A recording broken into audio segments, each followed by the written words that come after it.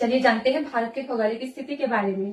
भारत का क्षेत्रफल विश्व के क्षेत्रफल का 2.42% है, यानी कि क्षेत्रफल की दृष्टि से भारत विश्व का 7वां सबसे बड़ा देश है।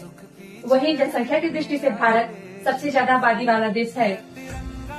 भारत का सबसे उत्तरी बिंदु इंदिरा पॉइंट जम्मू कश्मीर में, सबसे दक्षिणी बिंदु इंदिरा पॉइंट निकोबार द्वीप समूह में, सबसे पश्चिमी बिंदु सरक्रिक गुजरात में और सबसे पूर्वी बिंदु अरुणाचल प्रदेश में स्थित है। भारत और पाकिस्तान के बीच रेडक्लिफ रेखा, भारत और चाइना के बीच मैकमोहन रेखा स्थित है। वहीं भारत श्रीलंका से पाक जल संधि और मन्नार की खाड़ी द्वारा अलग होता है। इसी प्रकार भारत की सबसे ऊंची चोटी का नाम कंचनजंगा है। वहीं भारत के उत्तर से दक्षिण की लंबाई 3214 किलोमीटर और पूर्व से पश्चिम की चौड़ाई 2935 किलोमीटर है। चलिए अब आप लोग कमेंट करके बताइए, भारत सबसे लंबी सीमा किस देश के साथ साझा करता है।